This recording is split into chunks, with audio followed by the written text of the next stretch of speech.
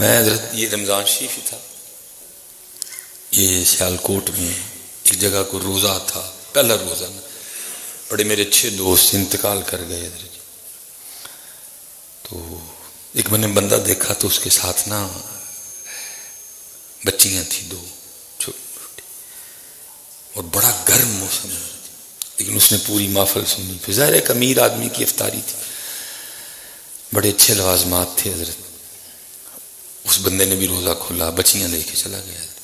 اگلے دن سیالکوٹ میں ایک اور جگہ افطاری تھی، وہ بندہ مجھے ادھر بھی ملا. اللہ اس پروگرام، وہ سمجھو وہ پروگرام ادھر تھا تو دوسرا پروگرام ادھر تھا، اپوزٹ تھے دونوں ایک دوسرے کے. وہ بندہ مجھے ادھر بھی ملا، اسی طرح بچی پھر ساتھ ہے، بچیاں ساتھ ہے. میں بڑا حیران ہوا. خیر پروگرام کے بعد نا میں نے بندے کو پوچھا، میں نے کہا یار تو کل بھی اچھے سے ہیں، گرمی اتنی زیادہ ہے، بچیاں تیرے ساتھ 8 9 10 سال کی. اب سننا حضرت یہ لوگوں کے حالات ہیں. مجھے کہنے لگا میری بچی نے پہلا روزہ رکھا ہے اور میری 13 14 ہزار تنخواہ ہے، اور اسی تنخواہ سے میں نے پورا رمضان گزارنا ہے. تو اب پہلا روزہ تھا، دل تو تھا یہ بھی کروں. اچھا ہو سکتا ہے آپ میں سے بیٹھے کسی بندے کے دل میں نہیں تو کسی کو پیسے مانگ، غریب بندے کو پیسے دینا ہے. امیر اگر ادھار بھی دیتا ہے تو امیر کو دیتا ہے، غریب کو کوئی ادھار نہیں دیتا.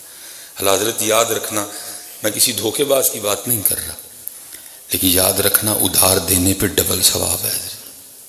صدقے پہ 1 گنا، قرض دینے پہ، ادھار دینے پہ 2 گنا. ایک تو آپ نے پیسے دی اس کا ثواب، دوسرا آپ نے جو اس کی مشکل آسان کر دی اس کا ثواب ہے. لیکن المیہ یہ ہے کہ ماڑے کو کون پیسے دے گا؟ ادھار دے گا کوئی نہیں دے گا. امیر پیسے بھی امیر کو دیتا ہے. ہو سکتا ہے آپ کے دل میں کسی کو پیسے دو چوکے. میں نے اس کو کہا میں یار کل بھی کہتا کل میری اس بچی نے پہلا روزہ رکھا ہے میرے منع کرنے کے باوجود. آپ کو پتہ ہے بچوں میں جوش ہوتا ہے. تو پہلا روزہ تھا، سمجھ نہیں آ رہی تھی کیا کروں. 14 15 ہزار تنخواہ ہے، پورا رمضان اسی سے گزارنا ہے. تو مجھے پتہ چلا کہ فلاں امیر گھر میں افطاری ہے. تو میں نے اپنی بچی کو نہیں بتایا، میں نے اس کو یہی کہا کہ ہمارا انہوں نے روزہ کھلوایا ہے. تو ایک بچی کو اس دن لے آیا، آج دوسری رکھا تھا، آج دوسری کو لے آیا. یہ ہمارے حالات ہیں. ہم نہیں دیکھتے کہ کدھر کیا کرنا ہے. میرے محلے میں 10 یتیم ہیں، میرے محلے میں 10 غریب ہیں، وہ آج بھی روزہ عام انداز سے کھول رہے ہیں. ان کے مہمان ہیں، وہ بڑی خوبصورت انداز سے مہمان نوازی کرتے ہیں. میں یہ نہیں کہہ رہا، میں اپنی آپ کو اپنے دل کی بات بتا رہا ہوں. اگر کسی نے لگایا ہے کوئی لگا رہا ہے، میں نہیں کسی کو، میں آپ کو اپنے دل کی بات کر رہا ہوں. مجھے پتہ ہے حضرت جی میرے سیالکوٹ میں کدھر کدھر کیا ہے. اب ہونا کیا ہے، یہ جتنے یہ آٹے والے آٹا مافیا تھا حضرت، انہوں نے کرنا کی یہ اکثریت حضرت انہوں نے پورا رمضان جا کے اس کو کلیئر کرنے کے لیے. لیکن جو ظلم انہوں نے کمایا ہے حضرت، جس طرح اللہ کی مخلوق، اس لیے پتر حضرت سلطان کیا کہہ رہے ہیں، دل کالے تو منہ کالا چنگا. یہ کوئی ایسے نہیں جانے، ہمارے دل مر چکے ہیں، سخت دل لوگ ہیں. حضرت مالک بن دینار رحمۃ اللہ تعالی علیہ فرماتے ہیں کہ اللہ کی طرف سے جو ایک سزا کا نظام ہے نا، کچھ سزائیں ہیں جو جسم کو دی جاتی ہیں، کچھ سزائیں ہیں جو دلوں کو دی جاتی ہیں. مثلا جسم کی سزا کیا ہے؟ روزی کا تنگ ہو جانا. جب بندہ گناہ کے راستے پہ چلتا ہے نا، ایک اس کا نظام ہے نا سزا دینے کا. کچھ سزائیں ہیں جو جسم سے تعلق رکھتی ہیں، کچھ سزائیں ہیں جو روح سے، دل سے تعلق رکھتی ہیں. آپ فرماتے وہ سزا جو دل کو جسم کو دی جاتی ہے وہ مثلا کیا ہے؟ روزی کا تنگ ہونا، عبادت کی توفیق چھن جانا. یہ جسم کی سزا ہے. روزی تنگ ہو گئی، عبادت کی توفیق چھین لی گئی. اور پھر آپ آگے فرماتے ہیں دلوں کی سزا کیا ہے؟ آپ فرماتے ہیں دلوں کی سزا میں سب سے بڑی سزا یہ ہے کہ دل کا سخت ہو جانا. اور میرے خیال سے اس وقت میں اپنے پاکستان کی بات کروں تو پھر ایک کثیر تعداد دل کی سختی کی سزا میں مبتلا ہے. سخت ہیں دل حضرت ہمارے. اللہ حضرت وہ اکثر کہتے ہیں یہ بندہ پتھر دل ہے، پہلے میں بھی کہہ دی، لیکن جب اللہ نے قرآن پڑھنے کی توفیق عطا کی میں کہتا ہوں پتھر نہیں مردہ دل ہے، کیونکہ قرآن میں اللہ پتھروں کے لیے بھی کہہ رہے ہیں کہ پتھر بھی میرے خوف سے روتے ہیں، کچھ اس طرح کے روتے ہیں کہ چشمے جاری ہوتے ہیں، کچھ اس طرح روتے ہیں کہ نہریں جاری ہوتی ہیں، اتنا روتے ہیں، پتھر بھی اللہ کے خوف سے مردہ دل ہے، دل کالے تو منہ کالا چنگا جی کوئی ایسنو جانے، میرا بڑا دل کرتا کہ وہاں میں ایک دسترخوان لگاؤں نبی پاک علیہ السلام، لیکن جب اپنے سیال کوٹ کو دیکھوں تو پھر سمجھ نہیں آتی کیا کروں۔ چلو بھائی جس کو اللہ نے ادھر توفیق دی ہے، ہر کوئی اپنے اپنے کا جواب دے ہے، لیکن یہ رمضان آنے لگا بیٹا، پہلے پلاننگ کرو رمضان شریف کی، اور اتھے لگاؤ،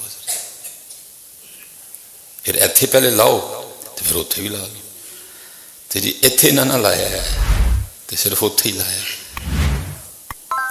بڑی میں جی بڑا رویا، کہنے لگا میری بچی کا روزہ تھا، تو میں نے بچی کو یہ نہیں کہا کہ ہی بغیر بلائے آئیں، میں بچیوں کو یہ کہہ کے لایا ہوں کہ ان کو پتہ چلا تھا کہ میری بچی کا روزہ ہے تو ان کا روزہ ساڑھے حل کو لی، میں نے اس کو یہ نہیں کہا کہ ہم بن بلائے مہمان ہیں، میں نے تو بچیوں کو یہ کہہ کے لایا ہوں کہ انہوں نے آپ کا روزہ کھلوایا۔ اور ایسے میرے سیال کوٹ میں کئی روزے دار ہیں، لیکن کیا ہے دل سخت ہیں، دل سخت ہیں۔ اور ایک حدیث پاک کا مفہوم بھی ہے سامنے، بے شک لوگوں میں اللہ پاک سے زیادہ دور وہ شخص ہے جس کا دل سخت ہے، جس کا دل، صحابہ کے لیے بھی قرآن نے کہا رحماء بھائی آپس میں رہن دیں، محبت کرتے ہیں ایک دوسرے سے، رحماء بھائی۔ پھر اقبال نے بھی اس کو لکھا، اقبال کہتے ہیں ہو ہلکا یاراں تو بریشم کی طرح نرم، آپس میں نرم، ہو ہلکا یاراں تو بریشم کی طرح نرم، رزم حق و باطل ہو تو فولاد ہے مومن، الٹو۔ ایک حدیث پاک ہے، کوئی شخص نبی پاک علیہ السلام کی بارگاہ میں آ کے اس کی محبوب دل بڑا سخت ہے، میں کہتا ہوں یہ نبی علیہ السلام کے زمانے مبارک کی برکت تھی کہ لوگ بتایا کرتے تھے آ کے، اب تو بتاتے کوئی نہیں حضرت، ان تے جننے نے حضرت جی کسی کا کام نہیں چلتا پیا، کسی دے منڈا نہیں ہون ڈیا، کسی کل کار اپنا نہیں، کسی نے نہیں مجھے آ کے کہا حضرت دل سخت ہے۔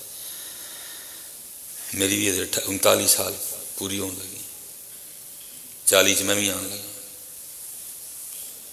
یہ نبی علیہ السلام کی صحبت مبارکہ کی برکت تھی، صحابہ عرض کیا کرتے تھے آگے، شخص نے آ کے عرض کی تھی محبوب دل بڑا سخت، اور ہمارا پتہ کیا حال ہے، میں اکثر یہ پریا پنچایت میں بیٹھنے کا موقع ملتا، پتہ نہیں لوگ کس طرح یہ بکواس کر دیتے ہیں، میں تو کبھی پیو دی نہیں منی، نہیں تو کہ کو بڑا اچھا کام ہے جو تو سب میں بتا رہا ہے، نہیں میں تو بڑا سخت آدمی ہے نا معاملے میں، میں تو کبھی پیو دی نہیں منی ہے۔ آپ کو بھی تجربہ ہوا، کہیں بھی ایسے نہ لائق اور نہ ہنجار لوگ ہیں بڑے مجمع میں کہہ دیں گے میں بڑا سخت آدمی ہوں، میں تو کدی پیو دی نہیں منی، بھئی یہ کس کا طریقہ ہوا، نہیں میں نہیں کدی لحاظ رکھیا ہے، میں نہیں کدی لگی لپٹی لائی ہے، نہیں بھئی یہ کس کا طریقہ ہو گیا،